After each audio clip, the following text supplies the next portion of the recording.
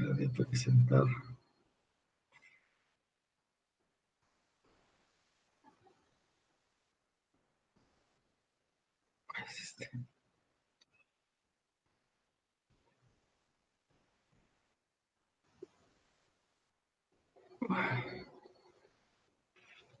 Bueno, entonces tenemos esta clasificación de los aminoácidos en función del aminoácido a partir del cual los organismos como las plantas los sintetizan.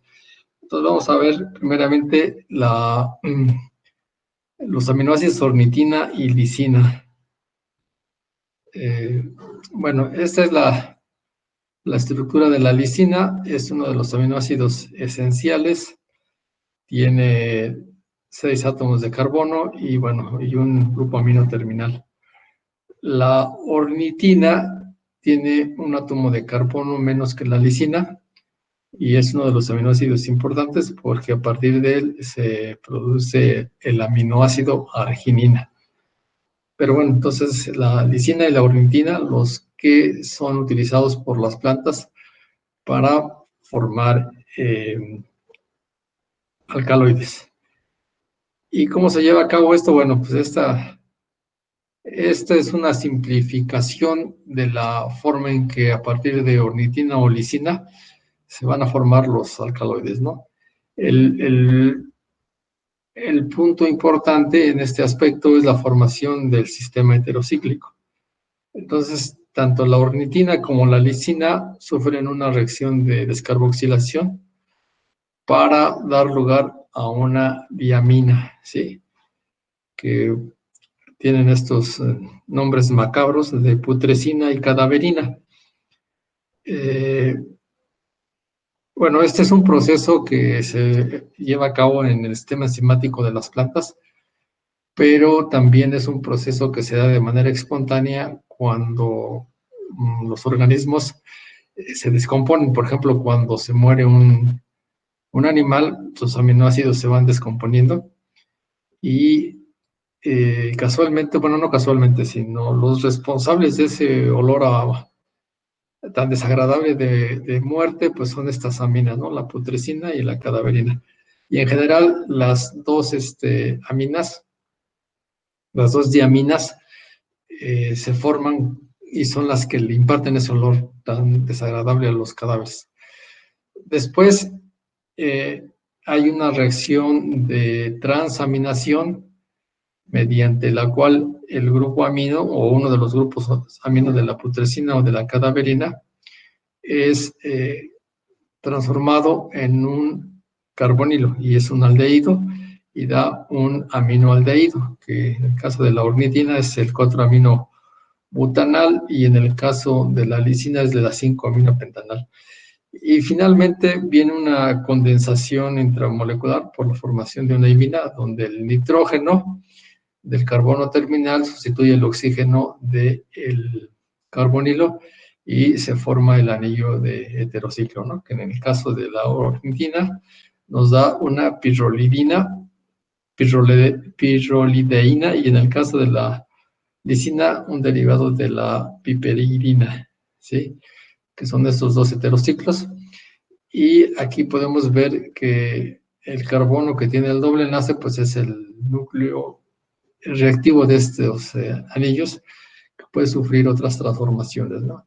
Entonces, esta es una representación de la transformación inicial que van a sufrir la ornitina y la lisina y a partir de estos heterociclos se van a formar los diferentes derivados, ¿no? Entonces, bueno, en general los alcaloides derivados de ornitina y de lisina, de acuerdo al tipo de anillo heterocíclico que van formando, se pueden clasificar en estos 4 grupos: alcaloides tropánicos, alcaloides pirrolicidínicos, quinolicidínicos y piperidínicos, ¿no? Los 3 primeros tienen una estructura bicíclica y el último pues es una estructura monocíclica, ¿no? Entonces vamos a ver de qué se trata esto. Entonces tenemos los alcaloides tropánicos. Bueno, esos alcaloides tropánicos, que sería el primer grupo, ¿sí? El anillo de tropano es este sistema bicíclico que tenemos acá en esta parte. Es este sistema en el cual una manera de visualizarlo es considerar que se ha fusionado un anillo de piperidina y un anillo de pirrol, ¿no? Entonces se fusionan y lo que se forma es un sistema este, de tropano. O sea, este sistema bicíclico se conoce con el nombre de tropano, donde el nitrógeno pues tiene un metilo, ¿no? Entonces tiene esta forma, como podemos ver aquí es una especie de silla de un ciclo de 6 átomos y por este otro lado es un ciclo de 5 átomos con nitrógeno, ¿no? Entonces, esta es la estructura del tropano. Y los principales alcaloides que tienen esta estructura son la iosiamina, la escopolamina y la cocaína. ¿Sí? Entonces, bueno, esto es importante porque son algunos de los alcaloides que más se han estudiado, ¿no? Un rasgo característico de la diferencia entre la cocaína y la escopolamina, pues es la posición del oxígeno. Vean, este oxígeno está, vamos a decirlo, del lado opuesto a donde está el nitrógeno con el CH3, ¿no? En el caso de la cocaína está del mismo lado. Y obviamente el epóxido que no está presente en la cocaína. Entonces, esto son estereoisómeros y este que está del lado opuesto al grupo amino, a la posición del grupo amino, se dice que es la posición endo, ¿sí? Y este que está hacia arriba es la posición exo, ¿no? Entonces, estos son los tres principales tipos de alcaloides que vamos a encontrar. Ahora déjenme ver. Bueno, ahorita vamos a ver. Estos son los alcaloides pirolicínicos, pero ahorita vamos a dejarlos aquí. Bueno, ya vamos a ver los alcaloides del tropano. Eh, entonces, bueno, su característica es el anillo de tropano, como ya dijimos, y tenemos los tres principales tipos de alcaloides, ¿no? Entonces, podemos decir, tomando como referencia la posición de este nitrógeno, que tenemos el tropanol, que sería esta estructura en la cual en esta posición tengo un hidroxilo, está apuntando en el lado opuesto a este, entonces sería una posición alfa. Aquí vean este descriptor alfa y beta, pues sigue el mismo criterio que el que habíamos visto en el caso de los esteroides, ¿no? Buscamos un grupo de referencia, que en este caso es este nitrógeno. Esa posición la tomamos como referencia y lo que quede del mismo lado de este es beta y lo que quede del lado opuesto, como en este caso, es alfa, ¿no? Entonces aquí tenemos el tropanol, que es alfa, y en este otro caso, pues que tenemos el tropanol o el pseudotropanol, que es beta, ¿no? Este lo vamos a encontrar en la cocaína, como se menciona aquí, y este hidroxilo lo vamos a encontrar en esta posición en la iosiamina, la atropina y la escopolamina. Esta es estas son las plantas donde se encuentran estos alcaloides, ¿no? Es en la familia de las solanáceas. La familia de las solanáceas es la familia a la que pertenece la papa, por ejemplo, ¿no? Pero en esta familia, las principales representantes que vamos a encontrar es la Atropa belladona, la Datura estramonio, el Iosiamus y la Mandrágora. Y bueno, y estas otras, ¿no? Miren, esto aquí de caracterización son unas reacciones que se hacen de una manera así, vamos a llamarle, muy simplista para poder identificar los alcaloides, ¿no? Eh, Son reacciones, los alcaloides en general presentan reacciones con las sales de bismuto y dan colores de naranja, colores naranja, ¿no? Y son pruebas muy sencillas porque únicamente se toma un poquito de la muestra, se agrega un poco de alcohol o de agua y se agrega el reactivo y si da un color naranja, pues es que hay un alcaloide. Un alcaloide. ¿Cuál alcaloide? Pues quién sabe cuál, pero solo me indica que hay un alcaloide, ¿no? Eh, Hay otras reacciones específicas, como es esta reacción de Vitali-Morin, que es una reacción de nitración, ¿no? Y entonces se da una coloración violeta. Eh, y estas otras, bueno, de estas, la reacción con dimetilaminobensaldeído que da un color rojo, ¿no? Esas son pruebas muy, como les digo, muy sencillas, ¿no? Y antiguamente, pues, se utilizaban como una prueba preliminar, pero muchas de ellas son, ¿cómo les diría? No son tan específicas, ¿no? Porque cuando hay un compuesto con nitrógeno, pues me va a dar la reacción. Entonces, no, no, ya prácticamente no se usan.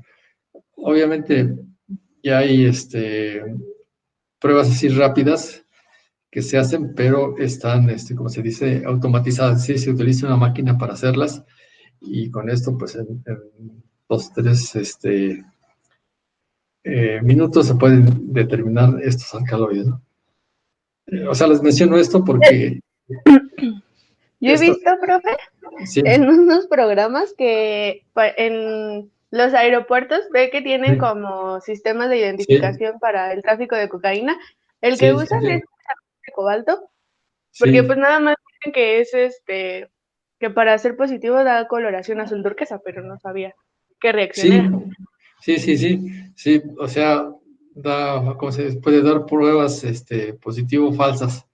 ¿Sí? Este, entonces, o sea, sí, si vamos a suponer que una de esas pruebas con el tiocianato de cobalto ya da la prueba, pues sí hay que sospechar que sí hay un alcaloide, ¿no? Pero no tiene así una seguridad del 100% porque puede ser otra cosa. No sé, puede ser, por ejemplo, un aminoácido como, por ejemplo, la histidina, ¿sí? Y hasta que no se aclare bien, pues ya no bueno, por lo pronto se detienen a las personas, ¿no? Lo mejor es no buscarle, pero no son pruebas así muy específicas, ¿no? O sea, lo que es específico es tomar la muestra y hacerle una cromatografía de gases o una cromatografía de líquidos. Y si es un cromatógrafo que tenga un detector de masas, pues con eso sí. Si ahí ya sale, pues no hay ambigüedad en esa prueba. Pero sí, sí, o sea, estas pruebas generalmente son pruebas preliminares que sí las utilizan las personas que están encargadas de vigilar el tráfico en las aduanas, ¿no? Sí, sí, sí, eso sí es una realidad, ¿no? Bueno, entonces, bueno, como ya dijimos, la extracción y purificación son procesos ya también muy conocidos. eh, y se pueden extraer estos compuestos variando el pH del medio, ¿no? Es decir, el material se muele, ¿sí? Y como son compuestos básicos y se le agrega ácido, entonces se va a hacer soluble en agua y en medio básico se van a volver insolubles en agua. Entonces se aprovecha para poderlos aislar.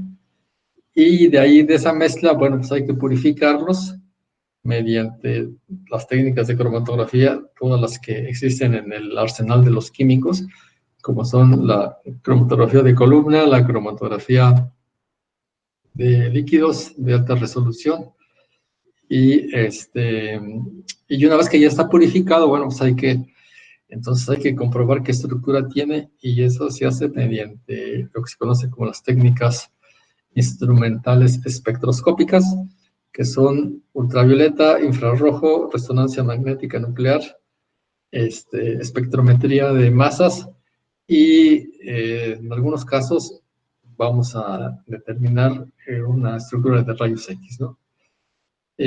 Las pruebas con el infrarrojo y con el ultravioleta también se utilizan como pruebas un poco más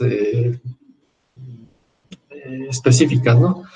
Eso sí, ya porque esto nos permite identificar los grupos funcionales y entonces aquí hay un poco más de certeza, ¿no? Vamos aquí en el espectro de UV de la atropina, tenemos unos máximos a 264 y a 263, y de la cocaína a 275. O sea, sería a grandes rasgos la manera en cómo se va a purificar uno de estos, este tipo de compuestos. Bueno, déjenme pasar acá. Bueno, bueno, la actividad biológica de estos compuestos en general pues se utilizan eh, como medicamentos, ¿no? O sea, tienen actividad biomédica muy importante y se han utilizado pues, desde hace mucho tiempo. Entonces, en el caso de eh, la atropina produce una excitación, ¿no? Entonces, en general, la atropina se utiliza en algunos casos de intoxicaciones por, vamos a llamarle, por insecticidas, ¿no? O sea, que hay personas que se intoxican por atropina y que tienen un problema con el funcionamiento, bueno, no que tengan un problema, sino que produce un problema en el funcionamiento del corazón. Entonces ahí se les inyecta la atropina para poder estimular el corazón y que no se mueran. Ese es el rasgo más importante, ¿no? Y ya dentro de en el caso de los oftalmólogos, eh, esto lo utilizan para producir midriasis. La midriasis es la dilatación de la pupila.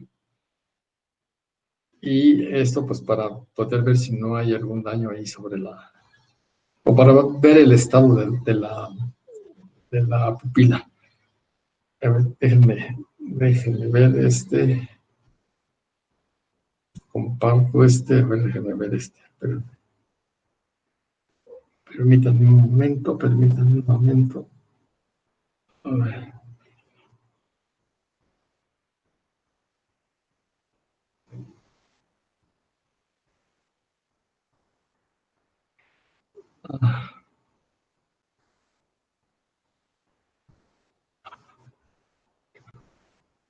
Esto es lo que quiero que vean. Esto es lo que quiero que vean. Esas son, estos alcaloides del tropano son característicos de estas tres plantas, ¿no? Que es la belladona, el beleño y el estramonio. Eh, los alcaloides se encuentran principalmente en las hojas o junto a la flor. Aquí hay algunos datos interesantes. Su su uso se puede remontar a, pues, más o menos a unos miles de años. Más o menos en la Edad Media pues eran utilizadas, como dice aquí, en los aquelarres, es decir, en aquellas orgías que hacían las brujas, ¿no? Y eran para hacer compuestos que, bueno, para preparar los hechizos. Aquí de la tropa belladona se tiene este nombre porque esta es la que produce la midriasis, ¿no? Es decir, eso sería más o menos por ahí sí, de la Edad Media. Sobre todo en Italia, las mujeres se hacían una especie de maceración de la belladona y se echaron unas gotitas en el ojo, entonces se les dilataba la pupila y en esa época pues les daba una apariencia de belleza, ¿no? Por eso se llama así belladona y se llama tropa belladona, ¿no? Luego el beleño, bueno, esa es la planta, esta es la tropa belladona. Son plantas que se parecen mucho a la papa. Sí, tienen un parecido muy,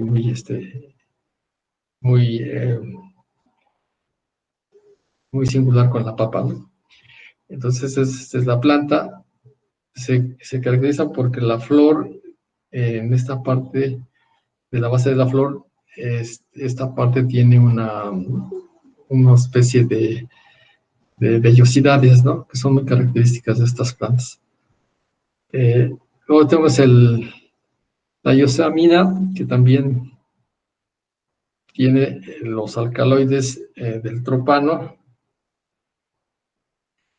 La tropa belladona y esta, pues más bien son plantas originarias de Europa. Pero esta otra, la Datura stramonio, esto es lo que aquí conocemos como toloache. ¿Sí? Y estas son plantas muy atractivas, ¿no? Si ustedes se fijan en la flor, es una flor muy, bueno, aquí es difícil de apreciar el tamaño, pero son flores en forma de trompeta, ¿no? Y en algunos lugares, pues aquí del país se le conoce como trompetilla. Y son flores así blancas, muy, muy bonitas, pero son muy tóxicas. Déjenme ver si aquí están bien. Esta es otra variedad de plantas que también dan este tipo de flores, ¿no? Pero bueno, estas son, vamos a decir que son plantas originarias de Sudamérica y esta, el particular, el toloache, pues aquí lo encontramos aquí en el país. Y sus frutos, sus semillas son muy características porque tienen esta especie pues como de espinas, ¿no? Y también esta es la que se utiliza pues para hacer esos hechizos ¿cómo le llaman actualmente? Para hacer los amarres, ¿no? Algo así que dicen esas personas que se dedican a la, bueno, a lo que le llaman la nigromancia, la brujería y esas cosas, ¿no? O sea, hacen una preparación con las hojas del toloache, supuestamente se lo dan a beber a la persona que quiere seducir o conquistar, pero pues ahí lo que actúan son los alcaloides y pues generalmente las personas que beben eso, pues vamos a decir que caen en un estado eh, pues no de inconsciencia, pero sí de apatía, ¿no? De general, y pues se vuelven unas personas que no tienen voluntad para decidir, entonces pues ahí son fáciles de seducir. Pero hay que cuidar, porque como no se puede controlar la dosis, si no sé si se agrega mucho o si el alcaloide está en altas concentraciones, pues lo que se va a presentar va a ser una intoxicación que puede llevar a la muerte, ¿no? Entonces son estas, eh, son estos los inconvenientes de utilizarlo de esa manera tan artesanal, ¿no? Y luego está aquí lo que les mencionaba, ¿no? Esos son los alcaloides que vamos a encontrar. En el caso de la belladona, pues tenemos más o menos como cerca del 1% de iosiamina, que es esa que tenemos acá, ¿no? En el estramonio, más o menos anda como por el 2%. Aquí dice 0.2, pero es casi el 2%. Y en el beleño, pues ese tiene muy poco, ¿no? Y aquí hay una diferencia entre la estructura de la escopolamina y la atropina, que es este grupo de un epóxido que hace más reactiva la escopolamina y por lo mismo su actividad dura menos que el de la atropina, ¿no? La atropina es un poco más fuerte. Y déjenme ver qué más tenemos aquí. Esa es la actividad farmacológica. Ya mencionamos la midriasis.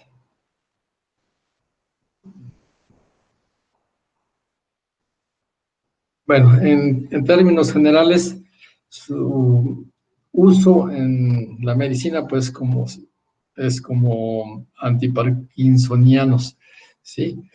O sea, se, se administran junto con otros medicamentos a las personas que sufren de Parkinson. Ese es el principal uso en medicina, lo cual pues no nos interesa mucho. Eh, en el caso de la atropina, pues era lo que les mencionaba, ¿no? Es un antídoto específico de intoxicaciones agudas por medicamentos, bueno, esos términos parasimpaticomiméticos o anticolinerinérgicos, ¿no? Que generalmente son intoxicaciones por insecticidas organofosfatados. O sea, aquí lo que sucede es de que pues el corazón, como que cuando la persona está intoxicada, pues ya no quiere trabajar como trabaja normalmente. Entonces, pues hay que inyectarle atropina para que la persona pueda sobrevivir, ¿no? Y esto es muy, ¿cómo lo voy a decir? Muy espectacular porque la atropina se la inyectan directamente en el corazón. Entonces, sí es muy, digo, es impresionante, ¿no? Es la palabra apropiada. Impresionante ver cómo las personas que se infectan, digo que se infectan, que se intoxican con este, insecticidas, se quedan así desmayados y llega el médico y les mete una aguja en el corazón, ¿no? Sí es algo sorprendente. Bueno, estos son otros, déjenme ver. Ah, bueno, llegamos aquí a la coca, ¿no? Esta, pues, como ven, es un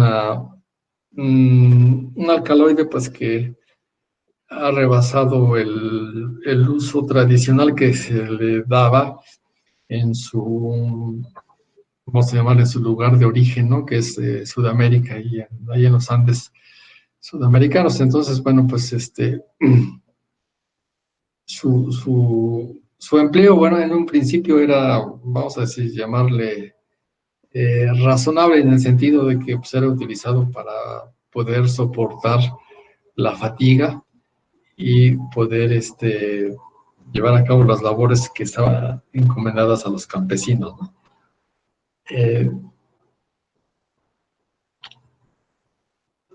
Bueno, vamos a decir que aquí dentro del aspecto positivo es de que al estudiarse la relación entre estructura y actividad de la cocaína, se pudo desarrollar un medicamento que se llama la gilocaína, que es un anestésico local muy utilizado, ¿no? Sobre todo por los dentistas. O sea, la gilocaína es lo que a veces nos inyectan en una encía para podernos inducir la analgesia local y poder hacer una extracción sin dolor. Y aquí más o menos lo que se siguió es que eh, la posición del nitrógeno con respecto al carbonilo son de dos átomos de carbono, ¿no? Que sería más o menos esta parte de aquí. Aquí no tiene un carbono, sino tiene un nitrógeno. Pero bueno, eso es lo que se derivó del estudio de la cocaína. Déjenme ver, a ver, creo que no era. Déjenme mostrarle esta. Oh, déjenme ver, regresar acá donde estaba. Ahí.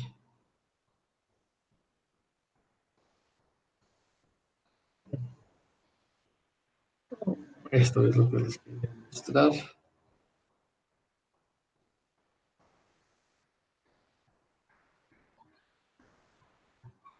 Um,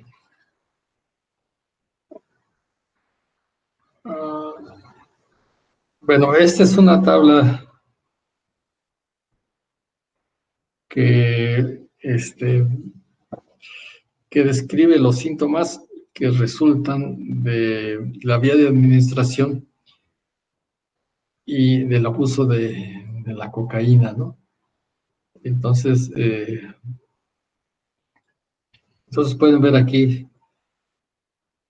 entre que se fume o que se inhale, pues tenemos el efecto más rápido, ¿no? O sea, son de 8 a 10 segundos. Y el efecto dura pues de 5 y 10 minutos, eso también es muy poco, ¿sí? Y el inconveniente es que, pues, administrada por estas vías, pues se desarrolla dependencia, ¿no? Es decir, una eh, dependencia, pues, física, ¿no? Sobre todo porque también existe la dependencia psíquica, que es lo peor, ¿no? Entonces las personas no pueden, pues, pasar mucho tiempo sin tener esto en el organismo. Y bueno, aquí a lo mejor esto, vamos, podría no ser tan condenable, pero miren, a ver, déjenme ver si lo tenga. ¿Dónde está? Déjenme ver. Ok, esto es lo que les quiero mostrar, miren. Según esto, es el proceso mediante el cual se, se obtiene lo que se conoce como la cocaína base, ¿no? Entonces, miren, tienen las hojas y se extrae, pero vean lo que le ponen en gasolina, queroseno o este es metilacetilcetona, ¿sí? Entonces, con eso hacen una maceración y después de ahí lo filtran eh, y después lo van a filtrar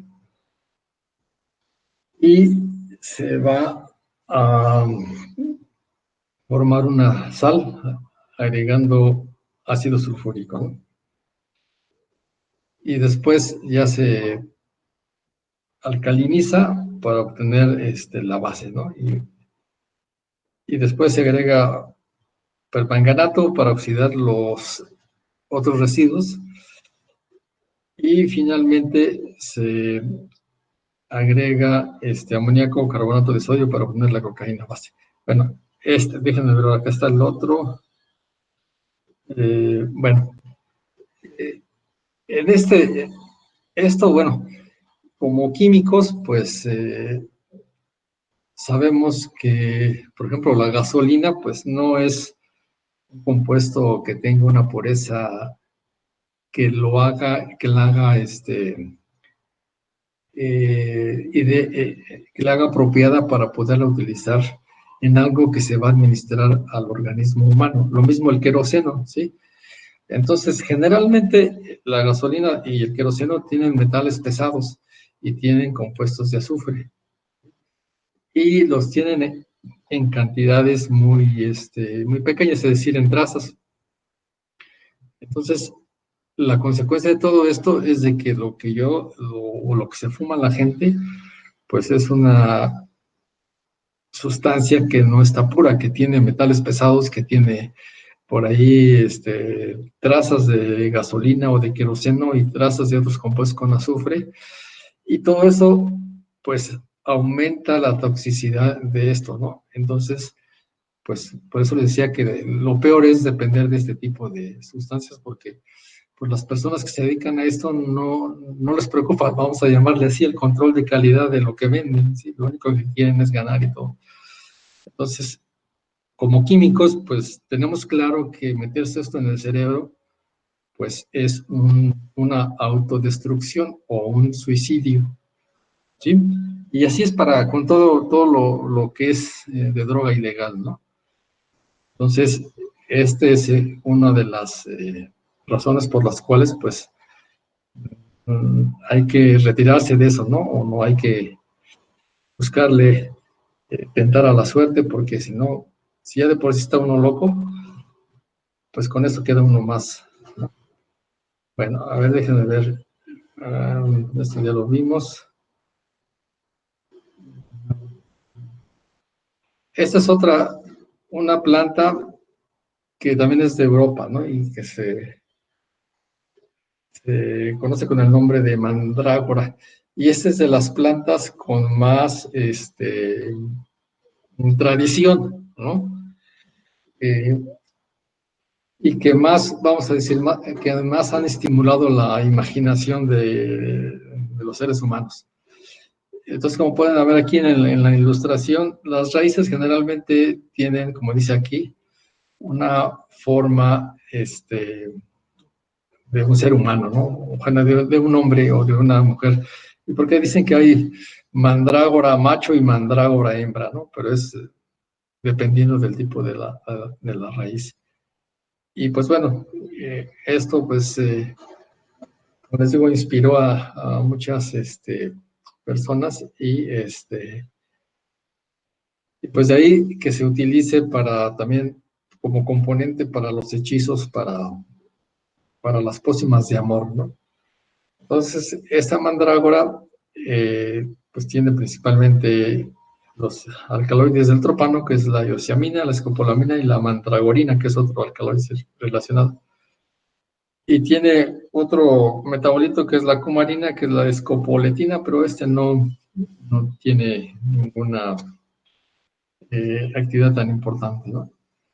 Entonces, bueno, esta planta pues ha sido muy utilizada pues por las personas que les gusta o que creían en este tipo ¿cómo se llama? De prácticas, ¿no? Déjenme ver, la coca. Y esto es lo que les decía. Bueno, este es el otro proceso, pues, porque puede ser un proceso alcalino, puede ser un proceso ácido, ¿no? Pero es lo mismo, ¿no? Es lo mismo y como les menciono y les reitero, esto nos está preocupando porque el disolvente sea químicamente puro o, o esté permitido por las autoridades de salubridad, ¿no? Sino que de donde se consigue, se utiliza así y el resultado es que el producto final pues no tiene una pureza así que garantice vamos a llamarle, que sea inofensivo para la salud, no, sino todo lo contrario. Bueno, entonces ese sería, ya entonces resumiendo, de los alcaloides del tropano, ¿sí? Vamos a ver, esos son, entonces los alcaloides del tropano son estos sistemas bicíclicos y los principales son la cocaína, la escopolamina, la iosiamina y la tropina. Y la cocaína tiene el hidróxido en la posición beta y la escopolamina y la cionamina en la posición alfa. Ese es el rasgo estructural más importante. Después tenemos los alcaloides pirrolicidínicos. ¿Qué son estos alcaloides pirrolicidínicos? Bueno, son estructuras que tienen dos anillos de 5 átomos de carbono unidos por un nitrógeno, ¿sí? Y aquí tenemos un ejemplo, ¿no? En general, estos alcaloides que tienen esta estructura son tóxicos, ¿no? Déjenme ver. Entonces, vamos a ver acá.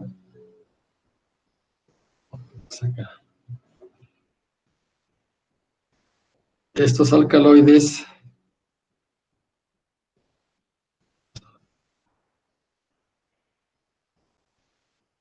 aquí está.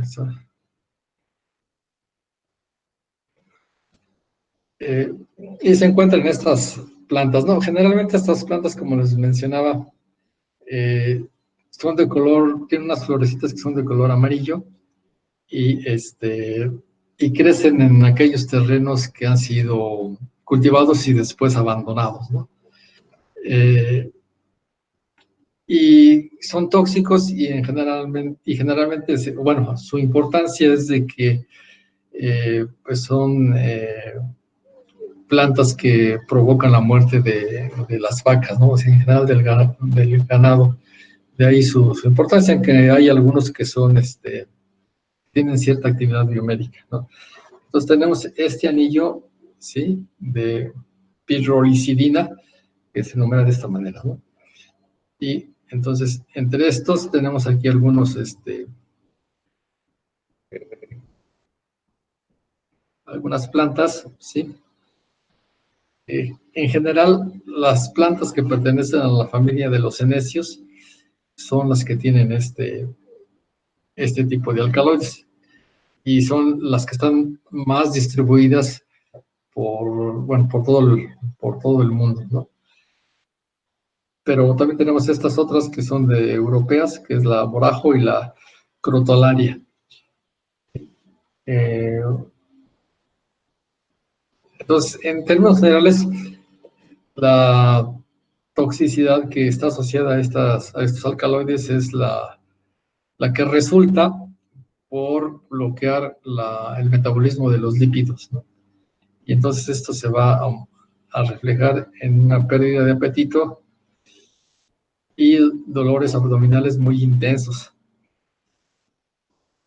¿sí? Entonces, esto es principalmente, a ver, déjame ver si teníamos acá, regresar acá,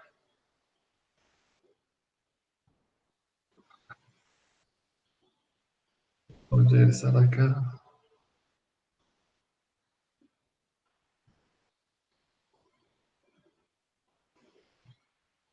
a ver, vamos a ver.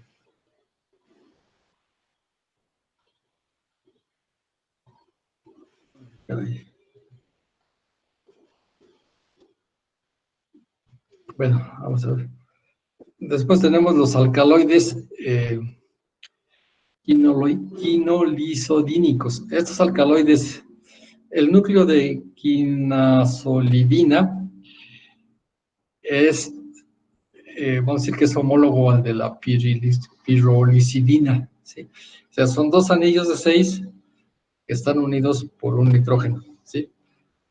Eh, y en este caso, bueno, tenemos aquí, sería el alcaloide más simple, que es la lupinina, ¿sí?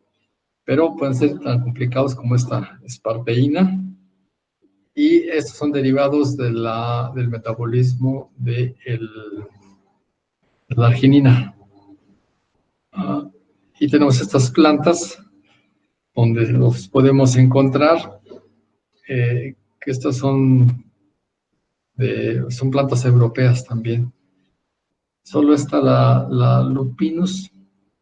Esta es, del continente americano. Déjame ver aquí, alcaloides. Oh, esto ya no me gustó. A ver, espérame. Buscar.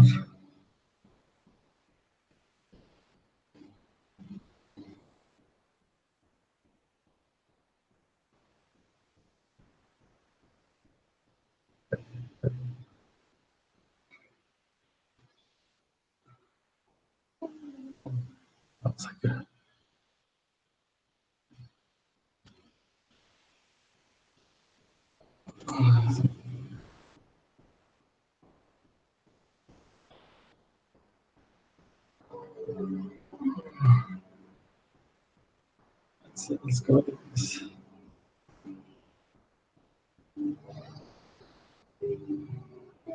Vamos a hacernos aquí. Bueno, aquí tenemos los alcaloides quinolicidínicos. Como les mostraba, es dos anillos de 6 con un nitrógeno, compartiendo ambos anillos, y se van a formar el núcleo de la esparteína. Bueno, estos alcaloides se encuentran en estas plantas y, y bueno, y tienen actividad también, como se dice, simpático-mimética, ¿no? Bueno, son términos médicos que no nos interesan mucho, pero generalmente son compuestos tóxicos. Y luego tenemos finalmente los alcaloides piperidínicos, ¿sí? Que tienen este anillo, un anillo de 6 con un átomo de nitrógeno.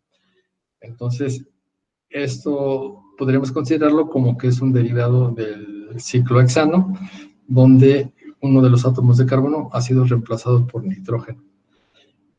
Y uno de los alcaloides ya muy conocido es la coniina, que se obtiene de una planta que se conoce como cicuta, que es aquella que utilizaron para envenenar a Sócrates, ¿no?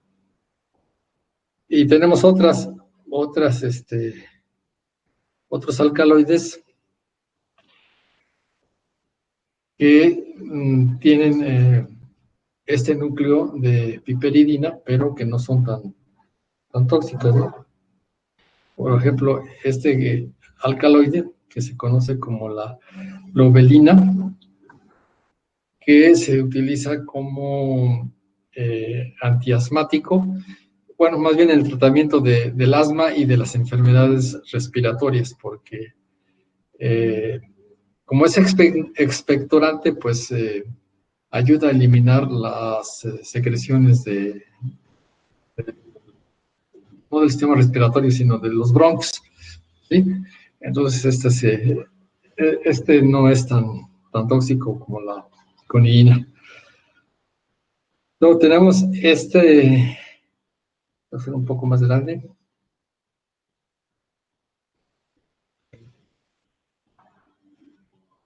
En el caso de la pimienta negra, eh, tenemos esta sustancia que es la piperina, y podemos ver, tiene el anillo de piperidina formando parte de un sistema de amina, ¿sí? Y en general, esta parte que tengo acá, donde tengo el anillo de fenilo con un anillo y dos oxígenos y los dobles enlaces, toda esta parte es lo que le da una sensación bueno, la palabra técnica es purgencia, es lo que nos hace sentir que está picoso, ¿sí? Y lo mismo en el chile, nada más que en el chile no tenemos el anillo de piperidina, ¿sí? Pero entonces hay chiles que dan esa sensación de que pican, porque aparte de tener esto, tienen esta misma amida, pero sin el anillo de piperacina, ¿no? Y entonces eso es lo que hace que pique mucho. Y finalmente tenemos este compuesto que es la peletierina, que se encuentra en la corteza de la granada y en la raíz, más en la raíz. Este compuesto, bueno, pues es utilizado como, ¿cómo se dice? Como vermifugo, es decir, para matar a las lombrices, ¿no? Y es muy bueno, sobre todo, antiguamente era el único remedio que había para combatir la tenia solium, ¿sí? Aquella enfermedad producida por los cisticercos que se encuentran en la carne mal cocida del cerdo, ¿no? Entonces era lo único que había. Actualmente ahí hay otros tratamientos, pero aquí podemos encontrar ¿no? Entonces esta es el uso de este compuesto. Bueno, entonces, mire, resumiendo, entonces los alcaloides derivados de la ornitina y de la lisina son los que tienen el anillo de tropano, los que tienen dos anillos de 5 átomos compartiendo un nitrógeno, que son los pirrolicidínicos. Luego, el homólogo de estos, que serían los anillos quinolicidínicos, que son dos anillos de 6 con un nitrógeno compartiendo ambos anillos, y los piperínicos, que son núcleos que tienen un anillo de 6 con nitrógeno, ¿sí? Entonces, bueno, esta es la familia de estos alcaloides derivados de la de la ornitina y de la lisina. ¿Hay alguna pregunta? Sí, yo, profe. Bueno, mi duda es, por ejemplo, nos dice que en las plantas hay diferentes alcaloides, pero, por ejemplo, ¿cómo podemos saber que en cierta planta, por ejemplo, si no estuviera estudiada, conocer qué tipo de alcaloide tiene? Uh-huh. O sea, tenemos una planta que no ha sido estudiada, ¿no? Y sospechamos que tenga alcaloides. Entonces, pues hay que empezar a hacer todo el estudio. O sea, primeramente se hace un estudio que se llama estudio fitoquímico, ¿no? Donde se toma una muestra de la planta y se hace reaccionar con estos reactivos que les mencionaba, que son sales de bismuto. Entonces, si da un color naranja, pues lo más probable es que haya alcaloides.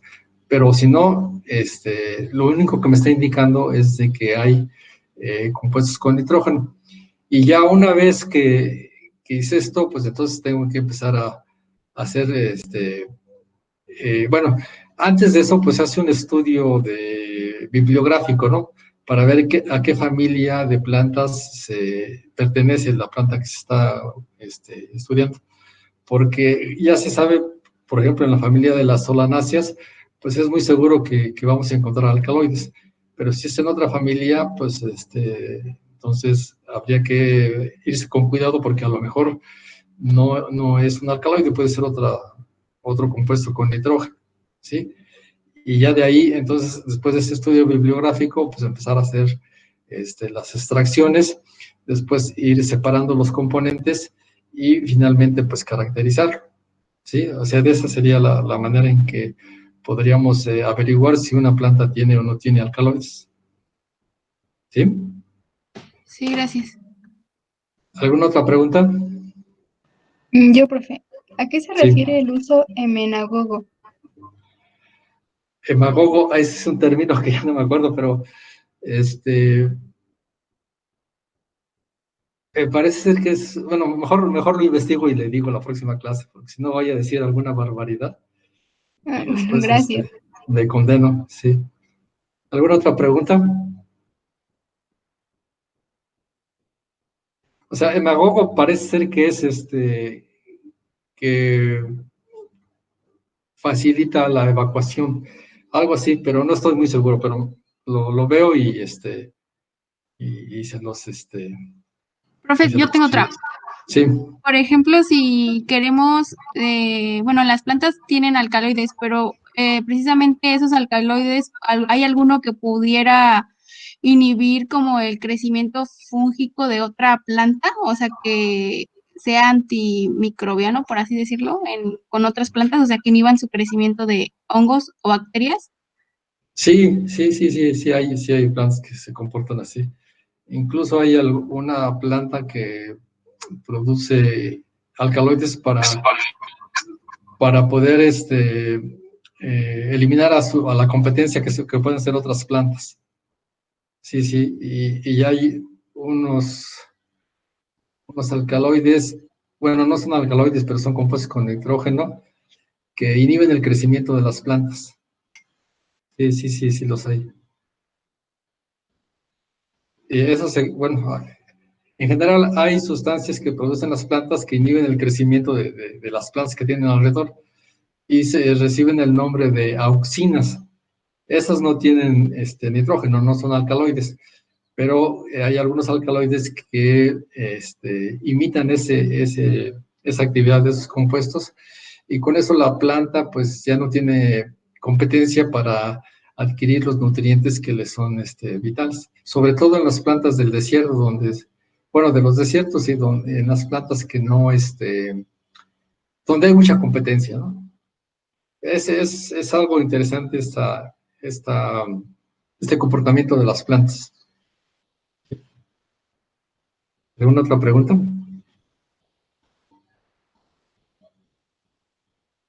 Sí, miren, en este caso de las plantas, les digo, hay otro tipo de compuestos que no son alcaloides propiamente dichos, son compuestos que son derivados de los aminoácidos y que las plantas los producen cuando les hace falta un elemento que generalmente es metálico, como puede ser el hierro. O sea, si una planta no tiene hierro, pues no va a crecer.